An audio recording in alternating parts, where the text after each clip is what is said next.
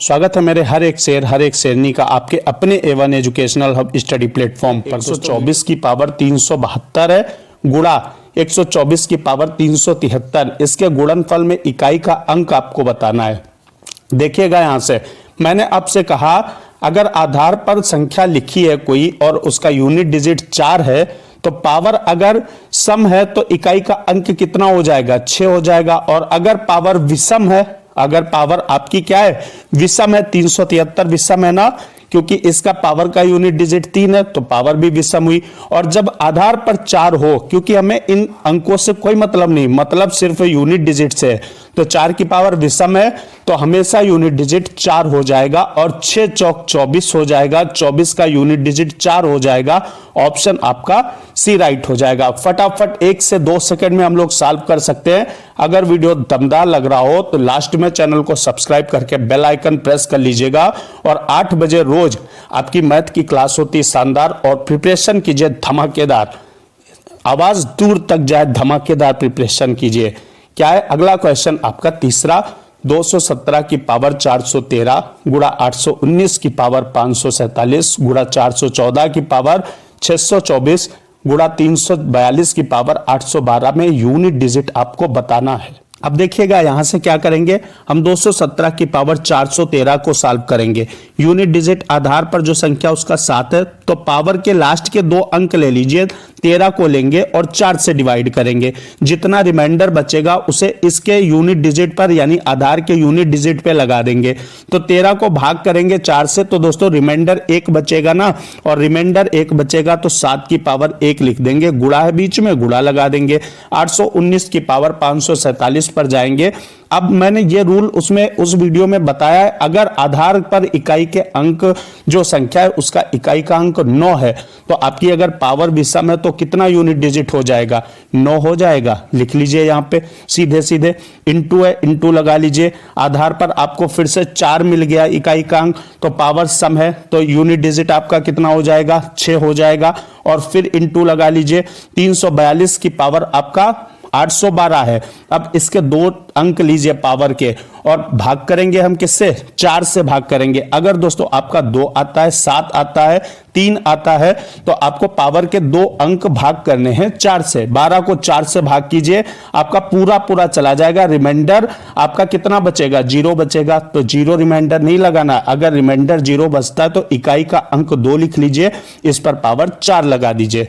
अब यहां से देखिएगा 7 की पावर 1 7 हो गया, इधर 9 हो गया, इधर 6 हो गया, और 2 की पावर 4 क्या हो गया, 2 दूनी 4 दूनी 8 दूनी 16। 16 का हम यूनिट डिजिट लेंगे, इस बात को याद रखिएगा क्योंकि दहाई से हमें कोई मतलब नहीं है। 7 9 63 यूनिट डिजिट 3 आया, 3 6 18 यूनिट डिजिट 8 आया, 8 6 48 फिर से यूनिट डिजिट आपका 8 आ गया। और यही आपका answer option B is the right option. और इसे सॉल्व करना है आपको। शानदार क्वेश्चन है। एक थैली में 1 रुपए 50 पैसे व 10 पैसे के सिक्के 3:4:10 के अनुपात में है और इन सिक्कों का कुल मूल्य आपका 102 है, तो 10 पैसे के सिक्के थैली में कितने हैं।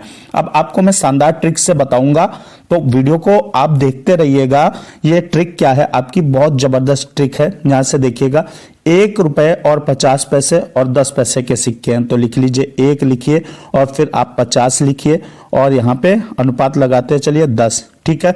अब इनका अनुपात कितना दिया गया, 3 4 और 10, तो 3 लिखिए, अनुपात लगाइए, 4 लिखिए और अनुपात लगाइए, 10 लिखिए।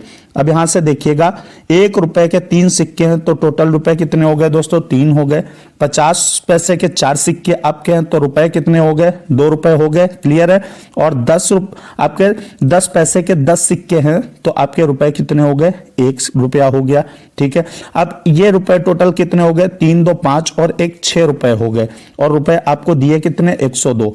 तो इस 102 को आपको 6 से डिवाइड करना है। 6 से कीजिए, 6 एकम 6 और 6 सत्ते आपका 42, ठीक है, 17 आया आपका।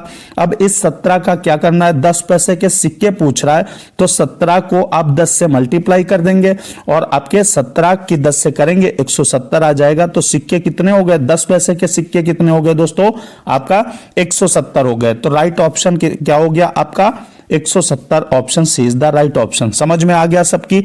बहुत अच्छे तरीके से बढ़ेंगे दोस्तों। ऐसे ही क्वेश्चन की आपकी पूरी सीरीज है, बहुत शानदार तरीके से वीडियो को फुल वॉच कीजिएगा। क्या है आपका क्वेश्चन? एक व्यक्ति की आय और व्यय का अनुपात 7:6 है। ठीक है, इनकी आय कितनी है? 1400 है, तो बचत आपको निकालनी है। आपको फार्मूले से आप जानते होंगे ऐसे क्वेश्चन को सॉल्व करना, लेकिन मैं आपको कैसे बता रहा हूं, सिंपल एक लाइन में आपको सॉल्व कर देना है। क्या है? आय और व्यय का अनुपात 7:6 है, तो यहां आय क्या है दोस्तों? 7 है, 7 लिख लीजिए। और आय आपको दी कितनी है? 1400 दी है, तो इस 1400 को क्या करना है? 7 से दोस्तों भाग कर दीजिए। 7 दूनी 14 और 00 200 आ गया। अब इस 200 का क्या करना? अनुपात आपके पास 7:6 है, तो आपका 200 का 7 से गुणा कीजिए, आपका 1400 आ गया।